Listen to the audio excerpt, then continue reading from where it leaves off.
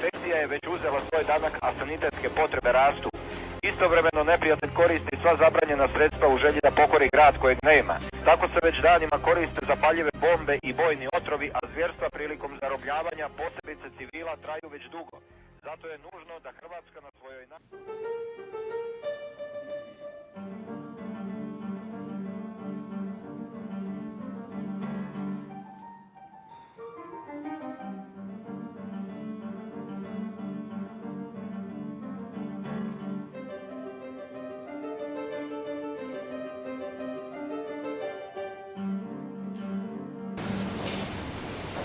Priča o gradu.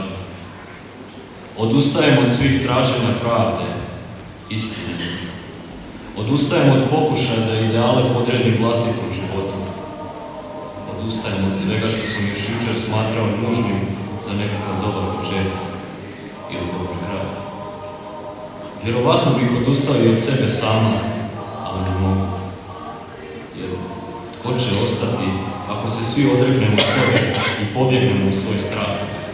Kome ostaviti grad? Tko će mi ga čuvati dok mene ne bude? Dok se budem tražio po smetlištima ljudskih duša?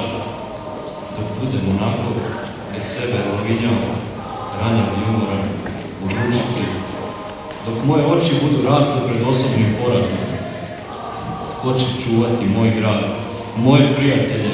Tko će Vukovar iznijeti iz mraka?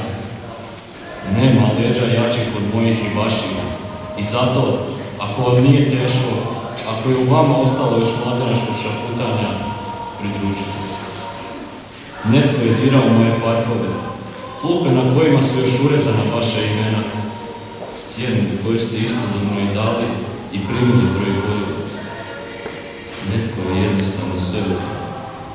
Jer kako objasniti da ni sjene nema? Nema izloga u kojem ste se divili vlastitim radostima. Nema kina u kojem ste gledali najtužniji film. Vaša je prošlost jednostavno razorena i sada nemate ništa. Morate iznova graditi.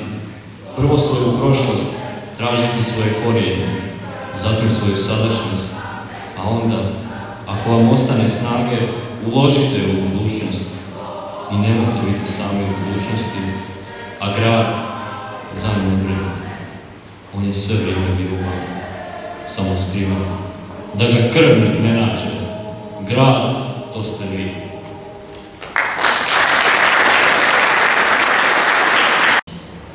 Poštovane dame i gospodo, raduje me da vas mogu pozdraviti u ime Ogranka Matice Hrvatske Vukovar i u svoje osobno ime u ovu predblagdansku večer. Osobita čast nam je da je s nama danas gospođa Majka Glavašević, koju posebno pozdravljam.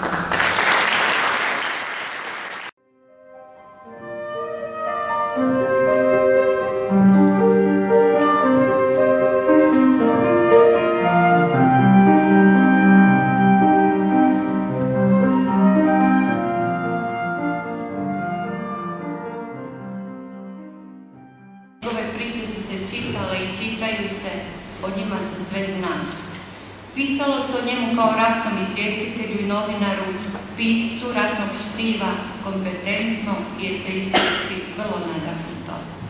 Izvještavajući kao radijski reporter o svakodnevnim ratnim operacijama, Glavašević je istodobno pisao svoje kratke eseje refleksivno Montenjom Markova, te ih slao telefaksom u Zagreb prijatelju i kolegi gospodinu Mladenu Bušetu.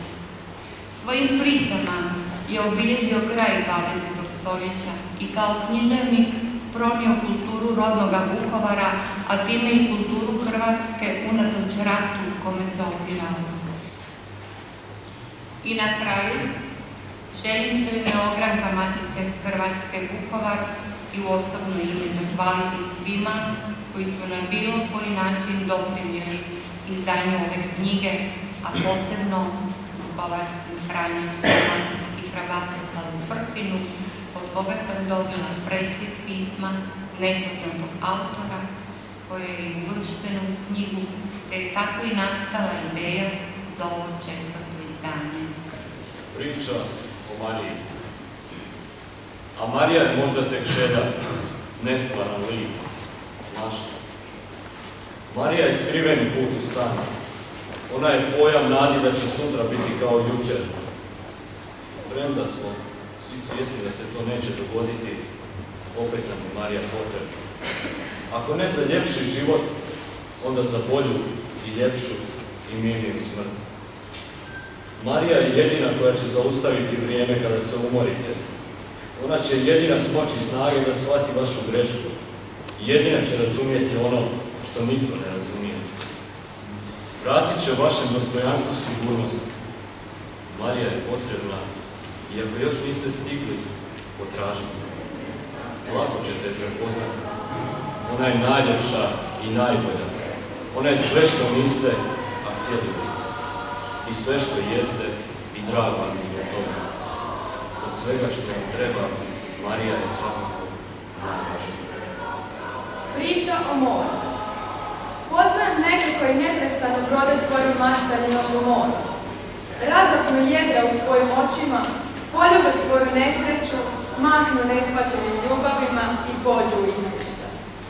Prolaze dani, šibaju oluje, dišu sve rane koje su obale mornari na sjećanje dale, gori sunce. Iskušava more i grli u beskraju nebo i tu, negdje luta čovjek. Sam u vječnoj suprotnosti. U odnosu prema ljudima velik, u odnosu prema moru sićušan.